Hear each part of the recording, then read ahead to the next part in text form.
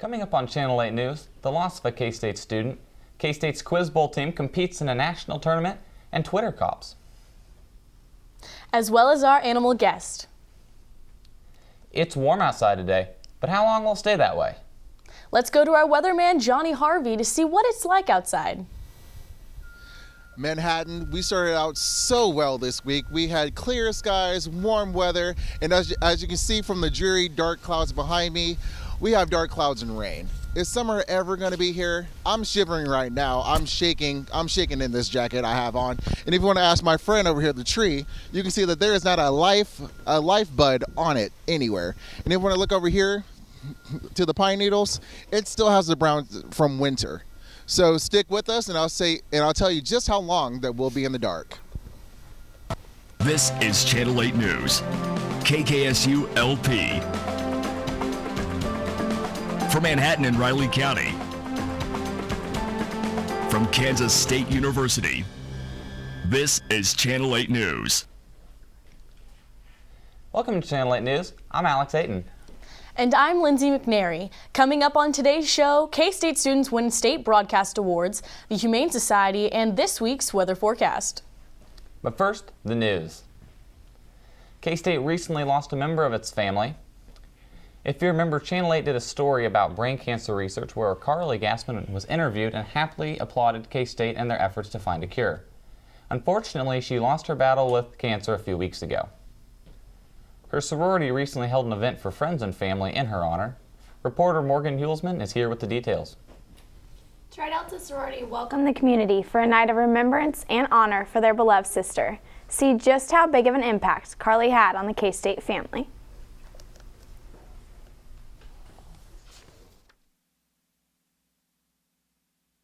On March 12, 2012, K-State student Carly Gassman received the news that her life would be changed forever. The doctors had found a brain tumor. After 2 years of fighting a very strong battle with cancer, Carly passed away peacefully in the comfort of her own home on March 15, 2014. During her time at K-State, Carly joined Tri Delta sorority and made a very big impression on the K-State community and all over the country with the help of social media and hashtag PFCG. Hundreds of people showed up at Tri Delta's event in remembrance of Carly, all wearing purple to honor Carly's passion for K-State. So we just kind of wanted to open it up to everyone so they can, come and support and kind of, remember her and celebrate her life. That was our main focus, was to celebrate her life. And we just wanted to do it with everyone because she was not only a Tri Delta, but she was a Wildcat. There were notes on the walls that stated memories with Carly, letters sent from fraternity chapters across the country, and pictures with her closest friends and family. During the event, Tri Delta collected donations for the Gassman family to help pay for medical bills and to start a scholarship fund in Carly's honor. The event ended with a moment of silence and everyone released balloons. It was an incredible feeling. It was shocking. It made you appreciate being a part of the Greek community and being part of K-State and just showing what a family is. Even though she was one person, hundreds of people, felt something and reached out. Her friends say Carly's passion for others and strength during difficult times will never be forgotten, especially by her K-State family. From watching the story, she surely made her mark on K-State and her community. Thank you, Morgan. An 18-year-old college student who graduated from Manhattan High School died after walking off a balcony in her college town of Tempe, Arizona. Police say that surveillance video shows Naomi McClendon was intoxicated when she left a party to visit the apartment of a friend. Tempe police spokesman says that McClendon's friend briefly left her alone in the apartment before she went onto the balcony. Naomi's parents are teachers at Manhattan High School. A motorcycle accident on Sunday night in Wyandotte County claimed the life of a 31-year-old man from Junction City. Justin Williams was riding northbound on Highway 73 when his motorcycle veered into the median and then rolled. Despite wearing a helmet, Williams died Monday morning as a result of his injuries. On the evening of March 19th, a trash bin fire was reported in the front of the Royal Towers apartments located on the east side of the K-State campus. Firemen spent more than 10 minutes putting out the fire. According to the residents, the fire was caused by the charcoal grills in the barbecue. No one was injured. With spring weather here, fire prevention experts anticipate the increase in barbecues. They say a few precautions can help keep people safe in the months ahead. Dispose of charcoal coals only after they are cool. Empty the coals into a metal container with a tight-fitting lid that is used only to collect coals. Place the container away from anything that can burn. Never empty coals directly into a trash can. According to fire safety specialists, taking these precautions can prevent similar accidents.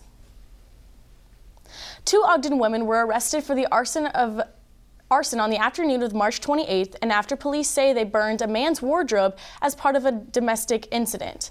Both Tabitha Jorgensen and Janine Goulet faced felony arson charges and $5,000 bonds.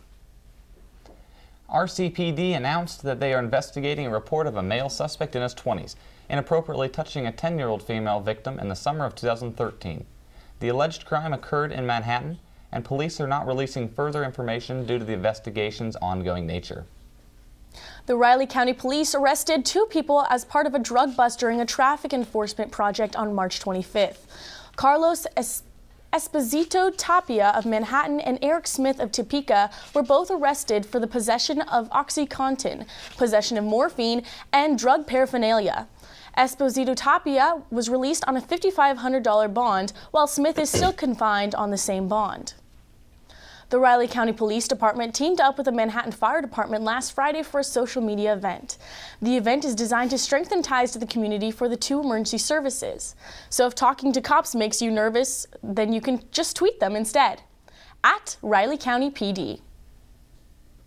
Several parts of Kansas have been experiencing pasture burning this season.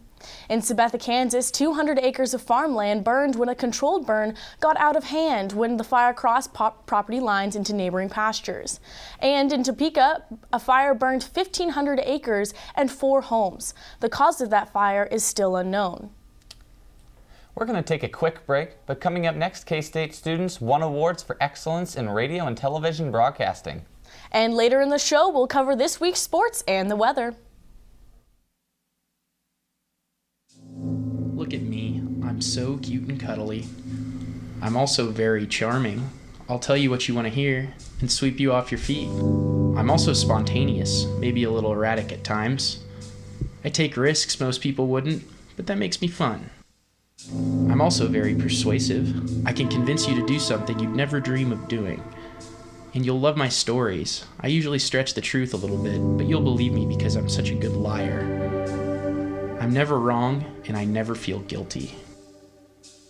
I always win, but just look how cute and innocent I look. I can fool you, your parents. I can even fool your friends.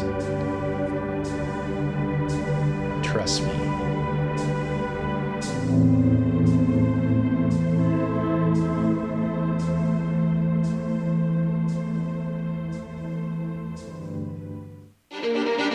Who is going to help safely feed 9 billion people in the year 2050? Who will design sustainable cities that can flourish? Who is going to shed light on dark matter and origins of the universe? Where will we teach the scientists who will engineer our future? At one of the world's top research universities, Kansas State University. The Kansas Association of Broadcasters held their annual student seminar and award ceremony on April 1st. Channel 8 reporter Shelby Dinkle has the story.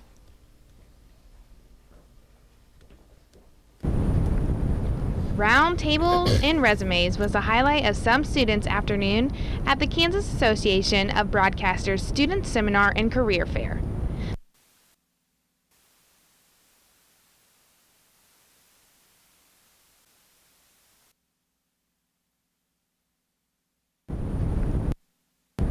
Round tables and resumes was the highlight of some students' afternoon at the Kansas Association of Broadcasters Student Seminar and Career Fair. The Salina Bicentennial Center was host to media professionals from all over the state who gave advice to college and high school students about how to get jobs in the future.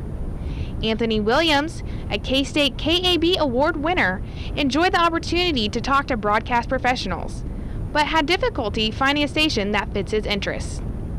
I'm a double major in physics and journalism, so it's not the normal conversation you have, because I'm not looking usually for a DJ position or a sportscaster position. Usually I'm looking for news, and I want to go into science, but most people don't have that science avenue for me to head into. Broadcast professionals also talked about the future of their industry.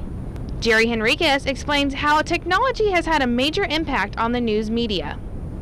This little thing right here, that's a TV, that's a radio, and that's a newspaper, all in one. And you guys have it so great because there's just so many new opportunities.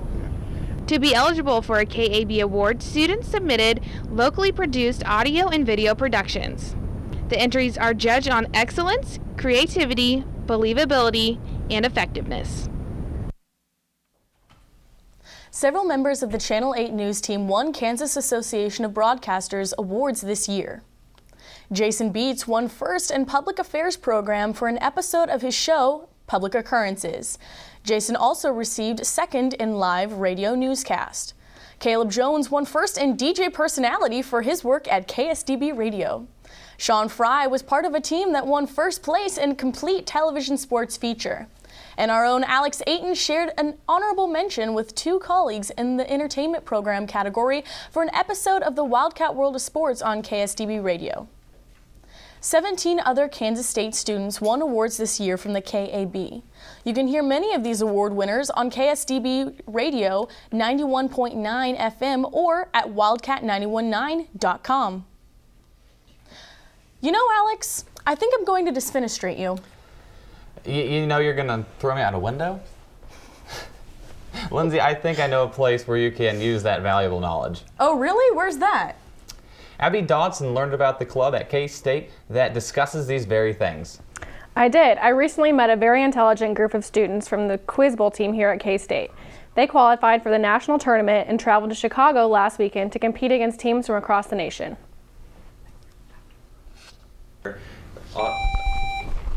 Loud yells and buzzers spill from the room. It begins. The Departed, yes. The Quiz Bowl team is practicing. They are practicing to compete against some of the best Quiz Bowl teams in the country. After the original group that kind of founded the club graduated, there was a while where the club was kind of struggling, and it's been nice to see over the last few years that more people have been getting interested and getting involved, and we've been doing better at tournaments and sending more people to tournaments and getting more recognition. But how does one practice for the upcoming Chicago tournament? We study. There's some online databases of questions, so we study those at practice by just reading them aloud as we've been doing and trying to answer them. The K-State Quiz Bowl team will be competing against almost 60 other teams, including teams from Harvard, Yale, MIT, and Canada. But how does one win this all-day tournament? The questions are written so it's like really specific, detailed information that only a few people are going to know at the beginning, and then more broad general information at the end. Since the goal is not only to answer it, but to answer it as early as possible, and so that's like how the writers are trying to test your knowledge. The team is hoping that their success will attract new members. We've been working on this club for a long time, and to finally achieve making it to nationals, that's just really, really big for all of us.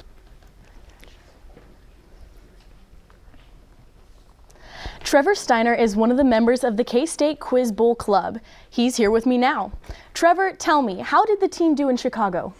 The club went 6-7. That was good for 20th out of 32 teams in D2. So it was about as well as we were expecting to do. Congratulations. Did you enjoy your time in the big city? Well, one bigger than Manhattan? Yeah, I guess Chicago's kind of a nice place. I mean, there was really not much. We didn't really do much other than the tournament because we were all pretty burned out after competing for about 10 hours. So. I completely understand. Now, with every sports team, everyone does kind of like a pre-show ritual, or like the men's basketball team, they do like a tunnel dance. Do you guys do anything like that before going on? Well, not really. I think we have sort of a huddle that we have outside of the rounds where we perform the haka briefly before going in. Nice. So, nothing too fancy. Well, a little something's always wonderful. Now, being that you're one of the given smart people of this university, I have a question for you to answer for me. Are you ready? Mm-hmm. All right. Trevor, how much wood could a woodchuck chuck if a woodchuck could chuck wood? Well, see, that's not really fair. I think I'd need my graphing calculator to accurately, solve the proper mathematics for that one, but I'm going to have to say 17. Well, according to Siri, a woodchuck can chuck 42 cords of wood. Let's give you another go. What is the animal in the animal kingdom that has the highest blood pressure? Probably me before this interview. Understandable. Well, Trevor, thank you for being with us today. It was an enjoyment, to say the least. And the answer to the last one is a giraffe. Wouldn't have guessed. Thank you. Thank you. Coming up next, the Humane Society visits our studio with an animal guest. And later in the show, this week's sports. Around here, school pride isn't just some slogan on a t-shirt. It's the spirit that comes from understanding we are stronger when we're together. That's the essence of KState Proud, a nationally recognized student-led fundraising campaign. In just 6 years, KState Proud has helped raise more than $500,000 to help students who need it most and appreciate it best. Think of it as Philanthropy 101. KState Proud. It's just one more way the Kansas State family treats one another, well, like family. Where there's a wildcat, there's a way. Class, study. Class, eat. Play, play, play. Study. Class, chill. Class, eat, study, play, study. Sometimes it seems there just aren't enough hours in the day at our 3 campuses, so you have to make every minute count, especially those precious first few. That's why Kansas State alum Herbert Diamond invented the snooze alarm, a dorm room fixture. Because even when you can't wait to get started, sometimes it's nice to wait to get started.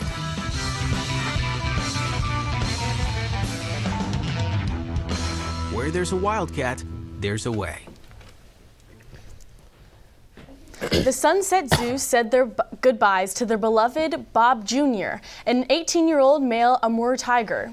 Bob Jr. had been suffering from chronic kidney problems and arthritis. Although he will no longer be a part of the Sunset Zoo family, many have had special memories of Bob Jr., especially Ella Casey, who welcomed Bob Jr. to the zoo in 2005. And him just growling all over the place scared me to living daylights out of me. The zoo plans to eventually bring in a new tiger, but are now taking opportunities to renovate the exhibit and make it a little bit more guest-friendly. Now we are joined by Jessica Slack from the Humane Society to talk about some tamer animals, and it looks like you brought a tamer animal with you here. Sure did. This is Cuddles. She's 9 years old. She's spayed and she's declawed. She actually came to us because she had to be surrendered to the shelter because her owner had to go into assisted living. And so we then took her in to find her a new home. Okay, and talking about animals and surrendering shelters, with college students leaving in May and June, do you guys get extra animals and like abandoned animals, and like how does that whole process go? We do. We see quite an increase in the number of abandoned animals and those turned into the shelter right around that time of year. And so, with the more transient student population, many times they haven't thought ahead to make sort of arrangements to have those animals placed and aren't able to take them back home or wherever they're going to spend the summer. And so it's always important to think about those things when you're initially adopting an animal, but also make some allowances for what you're going to need to do if your situation changes in terms of your living in the college town versus heading back home somewhere if you're not from the Manhattan area. Yeah. And can you tell us a little bit about Cuddles? Maybe how old? Does he live up to his name, for instance? Yeah, That's what I've been wondering. Cuddles actually does live up to her name. She is a very sweet girl. Apparently, she's better as an only pet. That's kind of the one stipulation with her for adoption. But she does have a reduced adoption fee because she's an older animal, being 9 years old. So for our more senior animals in the program, we actually offer reduced fees. So hers is $40 for adoption. Okay. And as I said, she's already spayed and had her vaccinations, and she's even declawed as well. Now, with the school year ending and everything, does the Humane Society have any special plans or preparations for the end of the year? We've actually had a lot of wonderful students who are enthusiastic animal lovers who have approached us to do fundraising opportunities for us, which we really appreciate because we're a completely nonprofit organization. We don't have any sort of funding from state or city government, and so we use our volunteer population to help us build up our funds to help more and more animals. There's a give back tomorrow actually at the Union at Panda Express where a portion of the proceeds from everyone's lunch will go back to the Humane Society. Oh, good. Yeah. I'm feeling some Chinese tomorrow, Alex. I'm right there with you. Yep. Thank you, Jessica. Thank you. Thank you so much. And bye, Cuddles. and now we're joined by Johnny Harvey, who will tell us what to expect in the week ahead. And Johnny, I'm sure you enjoyed that cat. Looked like you were. I personally love cats. Just going off of Cuddles, it's a great time to cuddle, but it's a very bad time to be a cat. If you want to take a look outside, we'll show you exactly why. As you can see outside, it's still dark, it's still cloudy. There's a lot of rain going on. You can see those branches still don't have any leaves on them. We're still waiting for spring to pick around the corner. That's what we're waiting on, guys. Just reinforcing the state that it's a very bad time to be a cat. If you guys want to look, come back inside, we can tell you the temperatures around the nation. All right, so you can see over here on the Seattle and California side, it's 59 degrees up in Seattle. Down in California, it's 62 degrees. 48 over here in Salt Lake City. Over on the eastern course, moderate weather. Down in Georgia, 78 degrees. On the national map, you can see that America right now is just one huge rain cloud, guys. It's very dark, it's very cloudy. It's a great time to pop in a movie.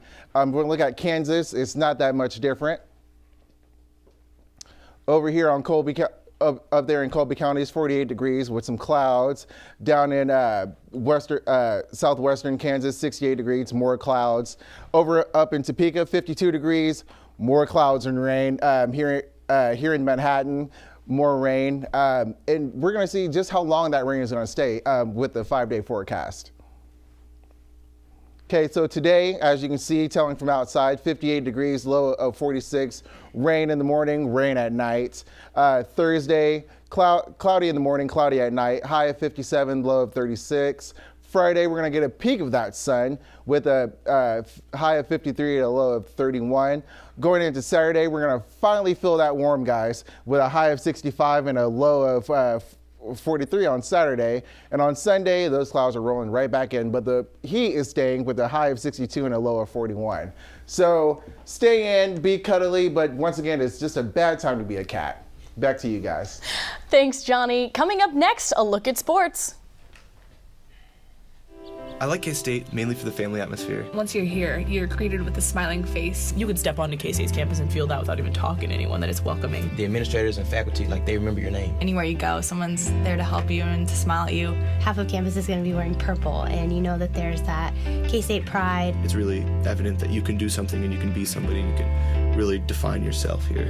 I'm a part of the campus. KState to me is home. And that kind of gives me a sense of place. Who is going to help safely feed 9 billion people in the year 2050? Who will design sustainable cities that can flourish? Who is going to shed light on dark matter and origins of the universe? Where will we teach the scientists who will engineer our future? At one of the world's top research universities, Kansas State University. Kenya, Africa. A baby elephant is trapped in a waterhole. Researchers rush to the rescue. And a 400-pound baby elephant and its agitated, dangerous mother are finally reunited. One of those researchers is K-State alumnus Mark Sowers. While at K-State, he used telemetry to study bison on the Konza Prairie Biological Station, a skill he now uses to study and help elephants, his lifelong dream. That's the Wildcat way. John Zettmeyer is here with sports. I hear you have some exciting news from the gridiron for us, John. We do. That's right. Are you ready for some football season, K-State fans? Well, the spring game is just around the corner, which means the Wildcats are breaking the pads back out. Bill Snyder's squad will begin their spring practice schedule today. The spring game is set for April 26th. And remember, Wildcat fans, this All-American Tyler Lockett will be back next year. He's one of the 2 All-Americans who will be back in action this year. The last time K-State stepped off the gridiron, they were defeating the Michigan Wolverines in the Buffalo Wild Wings Bowl back in December. Now over to K-State baseball. The Wildcats blew a 4-1 lead last night to fall to Nebraska-Omaha 6-5 in the 10th inning. K-State is now 17-11 on the season, heading into this weekend series. Senior center fielder Ross Kivett was named Big 12 Player of the Week for the 2nd time this season. Last week, he became the first Wildcat since 1997 to hit for the cycle. K-State will host their in-state rival, the Kansas Jayhawks, this weekend starting Friday. Speaking of in-state rivalries, the rowing team rowed their boats gently down the stream in a victory this past weekend in Kansas City. They have now defeated the Jayhawks 4 straight times. And as we know, K-State basketball season ended 2 weeks ago in the NCAA tournament, falling to the Kentucky Wildcats. Those Wildcats are still in the tournament. They will play Wisconsin in the Final Four this upcoming weekend. So, as K-State fans shouldn't be too upset about the loss, as we see those Kentucky Wildcats are a pretty good team. That is very true. It'd make it a lot less painful of a loss if we ended up losing to the new champions. That's true. That is true. Be sure to stay tuned. We'll be right back. I like K-State mainly for the family atmosphere. Once you're here, you're greeted with a smiling face. You could step onto K-State's campus and feel that without even talking to anyone, that it's welcoming. The administrators and faculty, like, they remember your name. Anywhere you go, someone's there to help you and to smile at you. Half of campus is going to be wearing purple, and you know that there's that KState pride. It's really evident that you can do something and you can be somebody and you can really define yourself here. I'm a part of the campus. K-State to me is home. And that kind of gives me a sense of place.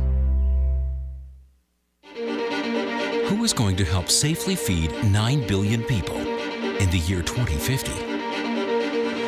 Who will design sustainable cities that can flourish?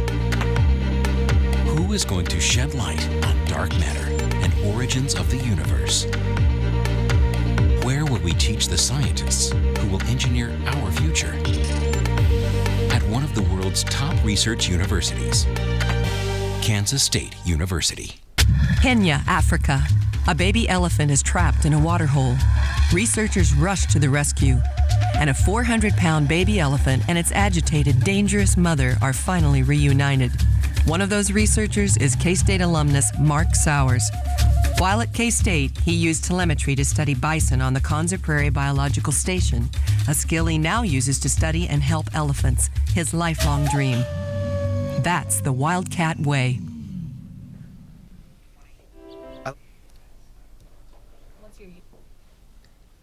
We have just enough time to take one last look outside. Johnny, how's it looking out there? Guys, it's still cold. As I said earlier, the rain and the clouds are going to stay for a little bit, but during the weekend, it'll warm up during Saturday and Sunday. Back to you guys.